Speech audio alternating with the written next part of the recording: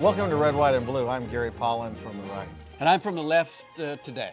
Good. I'm glad to see that. And today we have two really important guests we're excited to have. First, Congressman Gene Green from the 29th District. Gene is retiring, unfortunately, so we're going to be losing all his experience, which is quite significant. Goes back with us, David, about 30 years. He does.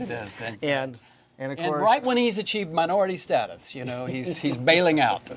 And we also have Congressman Pete Olson from the 22nd District, and Pete is another outstanding member of Congress. One Democrat, one Republican, one conservative, one liberal. It'll be an interesting show. Also known as Pistol Pete. Yes. That's him. You better watch it because he may pull it on you. Okay, just for to both of you. All right. We have seen god-awful amounts of controversial matters going before the House of Representatives and the government. Pretend that each of you are the leader of the congressional election of 2018, right? You're the chief architect of the spokesperson for what your message will be, first for the Democrats and then the Republicans. What are you going to emphasize, Gene Green? What are you going to emphasize, Pete Olson, in your new job as running the congressional campaign? Okay, no seniority, I'll answer that first real simple. Jobs, jobs, jobs coming from the tax cut bill. We're just getting started, David, but we've seen in the last month, it was signed into law the day before, right before Christmas, we're seeing American companies all over America say, keep more money. Employees, here's a $1,000 bonus. Right here, Walmart came out today. It said every employee gets $1,000. That's real money. Guys that were thinking about going overseas will stay here. Guys who are there now will come back home. Even foreign companies are looking to come to America now because, as we say in D.C., we're open for business again. We're going to run on the tax cuts and a growing economy that's going to be strong, strong, strong. And you got an opinion on this? Well, our district also is jobs. And granted, we've seen some good job growth, but that tax bill, I was surprised Republicans voted for it because it's going to contribute $1.5 trillion to the national debt.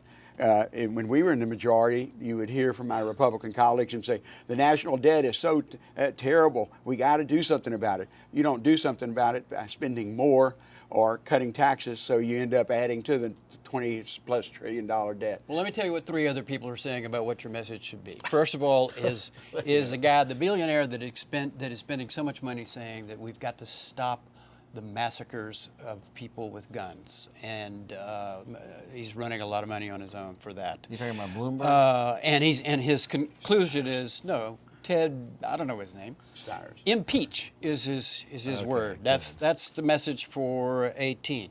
The head of the AFL-CIO, who I just learned supported Trumpka, is saying that now the president is using his power to actively hurt working people, and union members who were once polling roughly 50-50 with Trump are now 63-37. So I would guess a minimum wage might be something you would want to support But that as doesn't well. help labor unions because they're never making it. I've always supported minimum wages, and I think, but there's other ways we can do it. I think you can talk about, I'm surprised that the AFL-CIO president supported President Trump, but I'm glad he's found that he was wrong. By the and way, I don't didn't. believe that. Yeah, because I saw read it. Trump was here in Houston 2 weeks ago. Yes. But but as a Democrat, I've always, I want people to have adequate health care, and I want them to have a job. And what we're seeing, though, because of the 7-year effort by the Republican majorities, including the current president, to eliminate, they hate Obamacare. I wish they would name it Gene Green Care because maybe they wouldn't hate it as much. Well, they like you, Gene. Because we are seeing this year there were more people signed up in a very terrible time because they cut down the number of days. They didn't provide the publicity to make people but people signed up for health care. In our district, in a very urban area, it's your faith, your family, your job, and then once you get your job, does my employer provide health insurance? And if what happens now, if they lose it, then we'll just see more people at Ben Taub, and we'll pay for it with our property taxes. Yeah, because we still pay for it. If I may, again, the solution is these tax cuts. David, we're seeing it all across the spectrum. Right here in Houston, Big financial firm. Financial. You don't think they pay minimum wage? Some people are making like $10 an hour. They're going up to $15, $17 an hour just because of DC getting out of their way. We're seeing it happen in manufacturing, financial sector. That's the thing that's going to grow this economy. These tax cuts are good. They don't care about what business you're in. If you're black, white, purple, orange, brown, yellow, green, Christian, Jew, Muslim, Hindu, these are coming your way. Every American will see more money in their back And pocket. we certainly as we all grow our want a economy. growing economy, but let's focus on a local issue that happened in late August and September, Harvey. We found when we started looking at it, and we had experts on the show, that Congress had been dribbling out the money for the third reservoir that we need desperately, that they dribble out the money to repair the two we have. And Harvey was a catastrophic event for our community. So here we are, it's January and almost February of 2018, it's almost 6 months since it happened. And how much progress have we made, Congressman Green? Well, there was just the other day the studies show that only 46% of the people who applied for assistance has gotten assistance, less than the majority. So that's a problem. Congress, we did 2 supplementals, the third supplemental for $81 billion that all of us on the House side supported before Christmas. It was supposed to be on the CR. But that was dropped off in the budget Senate. resolution, Yeah, right. continuing budget resolution. That $81 billion. Now that $81 billion wasn't just for Texas. It covered fires, Puerto Rico, Virgin Islands, Louisiana, Texas, everywhere. So we still need a lot more, and we're not asking for anything different than what the United States did for New Orleans. They rebuilt it and made sure they raised those levees. All we want them to do is get a down payment on the Ike Dike, so next time we have a storm surge like we did with Ike, it wouldn't come up and damage all our industry and all our homes in southeast Houston. So you're saying, but the Senate hasn't passed that $81 billion because we're already past that. We want more so we can make sure this doesn't happen so again. the projects get moving, right? Yeah. So that brings me to the second part of my question, the dysfunctional budget system. The last time I think we had a budget was in Obama's first term, if I'm not mistaken. Since then, it's been all continuing resolutions. The House, I believe, this year passed a budget, if I'm not mistaken. Is that right? Yes, budgets.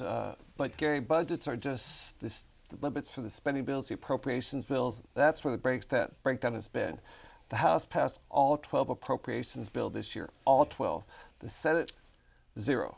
And so when they do nothing, then we come together when the year's about to end, have a shutdown. Okay, let's just go with the CR, and that's not a way to govern. So is there anything we can do? I mean, because obviously the House, there's some system working where there is some working together. And I know, Gene, you have, and I want to say this as a compliment, you have a reputation of working across the aisle throughout your career to get things done. Yeah. So why can't we do that in the Senate? Well, I'm sure that'd be a dumb question. There are not enough Republicans like Gene Green. I served in the state Senate, not in the U.S. Senate. Right. And but I think Pete and I could work together, and we have on a number of issues over the years. And and you would think with only 100 members instead of 435, you would see that. But on the Energy and Commerce Committee, we work on things that we can get done. Now, that doesn't mean that we're going to not have a 27-hour markup on repealing the Affordable Care Act. And but on the House side, we work together, even though they're larger numbers than the Senate does. Of course, the House, we're based on a majority. Republicans have the majority by 23, 24. Yep. Whereas in the Senate, there's only one majority. So they have by one vote. So it means more. I get outvoted. In fact, I'm going to ask my staff that see how many times this Congress I voted no and compare it to Ron Paul, because Ron Paul was known as Dr. No. I think I beat him. Okay, another hot issue for Pete Olson is, Yes, and this is your reputation, and you can disabuse me of the fact that you oppose a DACA relief bill. Now, today we understand Schumer has taken the wall off the table in negotiations with the president. The president says he wants the Dreamers, today anyway, to have a pathway to citizenship. That's front page story. RDA and chief of police are saying we would rather target reoffenders than housekeepers, right? Okay, so my question to you is, are you going to vote to kill the dreams of 800,000 people who came here not through their own initiative? By the way, you can rephrase that question if you don't like it. Well, The first answer is no, and that has never, ever been true, David. What's never been true? Having these people deported, these so-called dreamers. The dreamers are here. Most are making great contributions to our country. They're out there working, they're paying taxes. We have to find a way to give them legal status, not citizenship. The House is putting a bill out sometime, probably next week, that has that exact mantra out there. Not legal status, not a right to vote, but legal citizenship. Take away the fear of being deported. We're also going to address an e-verify system, take some control of the border, and the chain migration. Again, the White House, they met together, Democrats, Republicans, House, Senate, agreed on those 4 principles. We're going to take that up and make that happen. Again, we want this problem solved, but it can't be solved jammed down our throat on CR. That's a terrible venue. And it was proven. The American people rejected, and Chuck Schumer pulled back. But you've always been opposed to a DACA bill, right? A standalone DACA bill. I've been opposed to a DACA bill that came out of the White House. As President Trump said, Congress writes the laws. This is your job to write the DACA law. President Obama did, and he said, Congress, do your job. Unconstitutional, what President Obama did. Well, now, let me, David, we I want don't to think have it's Gene unconstitutional, respond. but I have a district that we have a lot of those folks. In fact, our colleague from North Texas, our Armed Service Chairman, told me a while back that whatever high school in Amarillo or someplace they had a DACA child who was a valedictorian. I think that happened 15 years ago at Milby High School in my district. So the problem, these children were brought here without, you can't say, yes, I'm going to go or not going at 2 years old. So, but I think anything we do at DACA, we need to have a pathway that they can have a citizenship. Right now, and we do a lot of citizenship work in our office, if you're in the United States as a legal resident for 5 years, you can apply for citizenship. And I think for the DACA children or the DACA adults now, and none of them are on DACA that's had any criminal background because they've had background checks just to get there. So I think we ought to give them that option. We don't make people become citizens in our country, but I don't want 800,000 people who can't become citizens. So you think Trump can overcome the resistance in the House Freedom Caucus in order to get a bill passed in the House? Well, if he would, there are a whole bunch of Democrats who that's all we want. We want to make sure there's 800,000 children that are now adults who've worked here, and then like you said, we have an ambulance operator in Houston that was a DACA child who saved people during Harvey. Why would we not give them that opportunity? Like I said, they're not criminals; they're people who are contributing, and give them the opportunity to become a citizen. Yeah. So Congressman, so what we have, the votes are there for a DACA. But it has to be with other things because you got to close the door to illegal entry in the country. So that's why you all want to put it together as a package. Not Gene, but maybe he does. But some of the Democrats, they just wanted to stand alone because they don't want to do immigration enforcement. But I wanted to ask you this. I've read that some of the really radical illegal immigration advocates are now saying that not only the 800,000 that we know about that have registered and properly done what they're supposed to do, that I think there's really no dispute about, there's another 2.4 million that are now claiming that they really are DACA, but they never filed for it. And so if we start going down this road, there's no end. Well, to they're over the age. They came in over the age. Yeah, but there's still some of your friends on the left, David, are still advocating they should be allowed to also apply. And basically, it's self-reporting. Why enter the country at this date? And there's no way to check anything. Is that something that y'all are going to allow get through? That chain migration, that's sort of just a form of that, and that's a real problem because you come in here without documents, we let you stay, which again, I'm not opposed to that. Legal status, as my colleague said, citizenship, that can happen. We have a process right now. There's a process out there to become a citizen. It's a big line, maybe 14, 15 years, get in that line. What's wrong with that? Because remember what happened in 86? These people here illegally skipped ahead. And that people who are working all around the world hard, I want to come to America, said, I'm sorry, these people are special. They'll jump in front of you. That was a huge mistake. There's nobody jumping in front of anyone because, at least in my district, we have, lots of folks who want to become U.S. citizens who have been legal residents for 30 years, 20 years, whatever. And but our law is that you're a legal resident for 5 years, you can apply for your citizenship. Now, whether they're from Mexico, whether they're from Honduras or Guatemala or wherever else, if they've been that legal resident. So these DACA children are predominantly, overwhelmingly Hispanic from Mexico, Central America, who were brought here by their parents. And they qualify because, again, they've already gone through the background checks to become a DACA child. So I guess the big question for everyone is going to be, are we going to be able to come to an agreement, or are the more radical Democrats on this issue going to say, we want a clean DACA bill, including the new self-reporters, and we don't want to agree to anything else, which apparently is Schumer's position, or are we going to have something that's a package that takes care of the problem and shuts off the illegal faucet? Well, I think in political reality in the House, it has to be a package. And I have voted in my career for as much border protection as we can. I'm not worried about somebody coming in to cut our grass or wash our dishes. I'm more worried about somebody who wants to come in and blow themselves up at our elementary schools. And so that's why we need to have that protection. And I think there's a common ground we can get to if we quit yelling at each other and just sit down and work it out. Well, forget about blowing up schools. Forget about that. You know, the Attorney General of the United States, Eric Holder, once said that the members of Congress were cowards because they would do nothing about regulation of guns. Now, since January, we've had 11 school shootings with deaths. In the academic year, 50. Now, when is it going to be the case that you're going to finally decide that you're going to try to find solutions to protect the children of the United States? These were all school shootings. You said that. Yeah.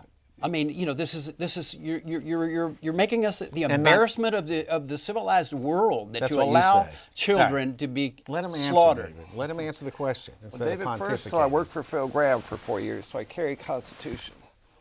In here is this article called Article 2, which gives all Americans a right to bear arms.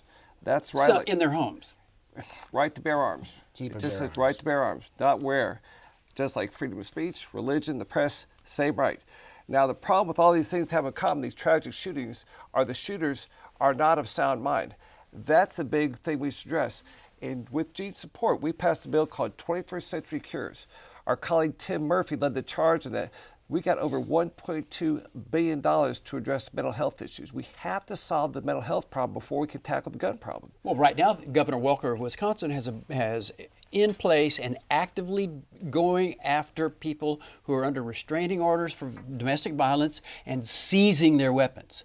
In King County, which is Seattle, they use the civil process to look at social media to find out who the nutballs out there, and then they go get search warrants and get their guns. So until we get something serious, and this is on domestic violence, and that is something that has been adopted in North Dakota, Tennessee, Pennsylvania, and Colorado, and 17 states. Well, so when is the Congress going to step in and fill the gap? Well, it's not there. We have to enforce the current laws.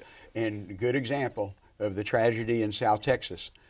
We had an Air Force veteran, I think it was Air Force. Air Force, yes, and sir. was discharged with, that he shouldn't have been able to legally buy a gun. But the Air Force didn't report that to the FBI to get into the database. Let's see what we can do to get those folks who shouldn't be having access to firearms, including that person who killed those people. And David, just a bootleg on Jim, just to say, hey, we're bipartisan. The guy at the Air Force, the shooter in Sutherland Springs, he tried to commit mass murder on this base. He drove up there with weapons in his car to kill his entire chain of command. He was so bitter that they were saying you're a bad airman. He wanted to kill him. They knew that. And then he got married, beat his stepdaughter, gave her a crushed skull, and beat his wife. They put him in jail. He was in jail in the Air Force for over a year. And then by law, they let him go. They have to tell the FBI, this guy is out here. Do not let him have a gun. Silence. 17 and 18-year-olds who get their guns from their parents and shoot up their schools are not insane. They are angry, probably, and we have no idea what is motivating them, but they are copycats as well. The point is that there is a way to restrain them, and it doesn't seem to be that There's a way to restrain there's the a law-abiding database. citizens. There's leaks throughout this gun regulation system, Not really. which only, by the way, as far as the Supreme Court is concerned, only protects, as far as the Second Amendment goes, you having a weapon in your house to defend yourself.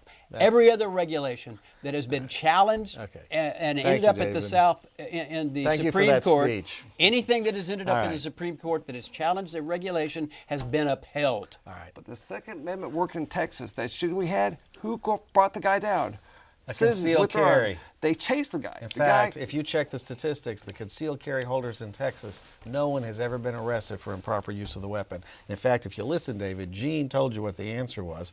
The problem is not new laws that you keep harping on for 15 years. The answer is to enforce the laws we have on the books. If it had been done, there had been no South Texas tragedy. Governor Walker has laws. All right, you said that. I want to talk about something else. Maybe they're enforcing them in Wisconsin, but they're not in other Yes. states, or even They're in 17 military. states.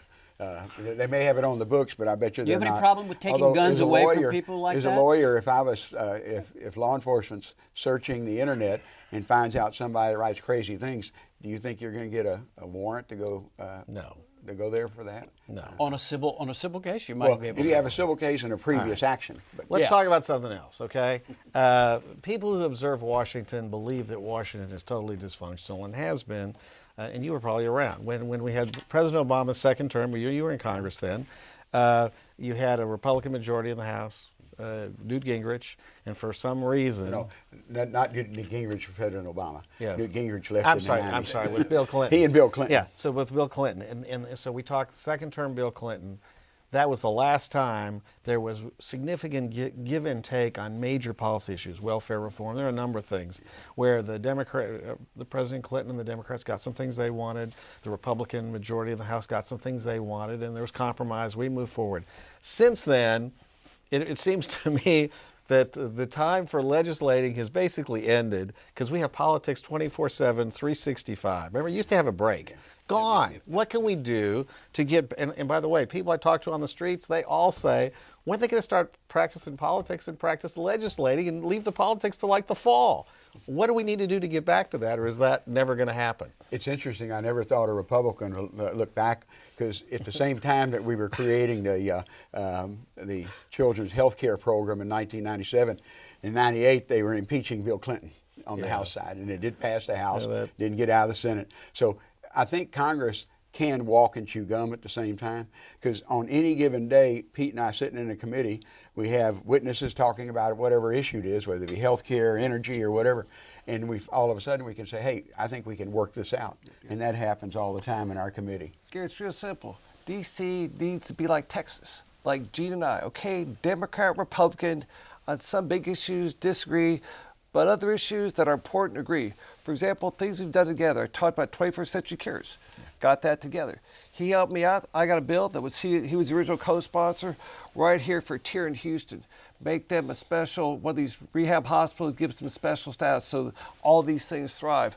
Also, we lifted a ban on crude exports with Democrat Republican support.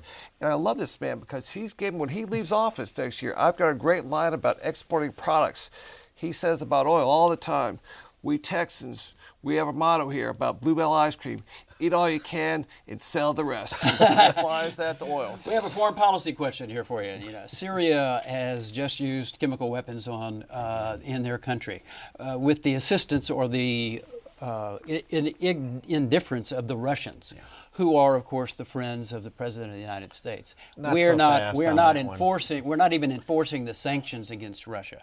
So, what is the failing of the United States policy with regard to controlling the bad guys within Syria, other than allowing them to just kill indiscriminately with chemical weapons? Well, the problem is, for the 8 years prior, the world saw weak America. They saw us draw a red line, like you said, Syria. President Obama drew a red line with the chemical attack, a terrible one, killed 5,000 people, all those awful videos. He drew this line very vocally. He said, don't cross this line, there'll be punishment, penalties. They crossed it again, again, again. Russia, China, India, fortunately Syria, ISIS saw that and said, these guys won't stand up. We can just push them around, and push them around. We're trying to break that cycle.